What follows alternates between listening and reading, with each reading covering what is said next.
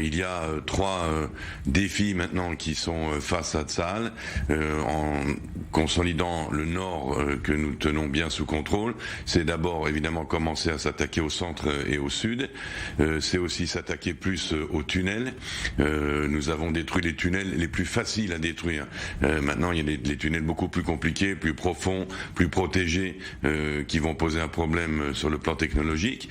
Et puis le dernier défi, c'est de toucher le plus possible la branche politique, car sur le plan militaire, nous avons éliminé beaucoup de terroristes, nous avons détruit pas mal d'infrastructures, mais nous n'avons pas encore suffisamment inquiété le haut commandement du Hamas, dont Monsieur Sinoir. Nous avons réussi à éliminer quelques-uns d'importants tout de même, qui donnent à réfléchir au Hamas, et c'est la raison pour laquelle le Hamas se met à négocier les otages, parce qu'il est inquiet. Le haut commandement du Hamas qui se trouve aujourd'hui plutôt au sud de la bande de Gaza. On estime qu'il serait sous Khan Younis. Et Tsahal aujourd'hui, et c'est nouveau dans cette guerre, cède moins à la pression des boucliers humains. Oui, parce qu'il y a une règle de proportionnalité, une règle qui a été fixée par le protocole numéro 1 qui est adjoint à la Convention de Genève. La règle de la proportionnalité dit très logiquement que si par exemple je vise une cible dangereuse, à côté il y a 10 civils innocents, mais si je détruis cette cible, ça sauve la vie de 1000 civils innocents, la proportionnalité indique que sur le plan légal, international, j'ai le droit d'opérer.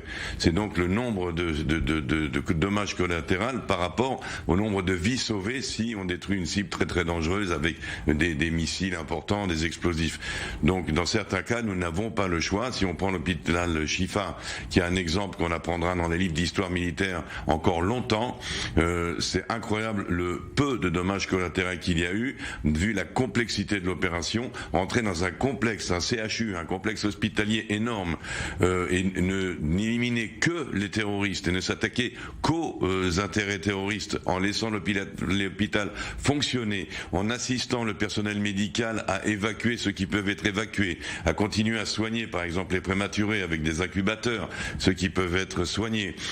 C'est un cas de figure extraordinaire, c'est presque de l'impossible et ça a été rendu possible par le fait que Tsahal est très très précautionneux, va lentement, prend son temps, c'est très important, prend le minimum de risques possible d'abord pour nos troupes et ensuite pour les innocents civils autour.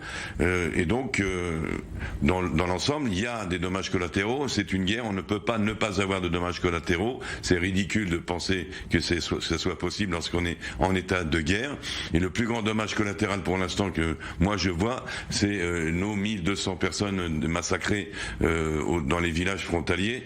Ça c'est un dommage collatéral et c'est pas collatéral du tout puisque c'était le but du Hamas. Le but du Hamas, c'est de tuer des civils, c'est de tuer des enfants. Et puis il y a aussi ces images qui ont été révélées hier par Tsahal du Hamas conduisant les otages à l'intérieur de l'hôpital Shifa. Le monde sait donc désormais que les hôpitaux sont utilisés par le groupe terroriste comme base.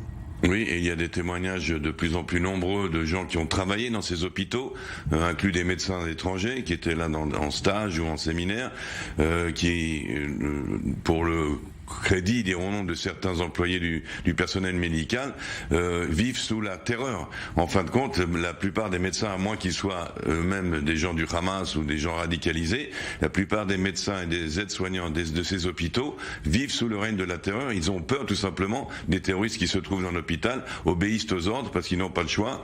Et effectivement, ces hôpitaux ne peuvent plus être décrits véritablement comme des cibles civiles. C'est pas vrai. C'est des bastions militaires en bonne et due forme avec dans les sous-sols des terroristes armés, des explosifs. On parle d'une forteresse.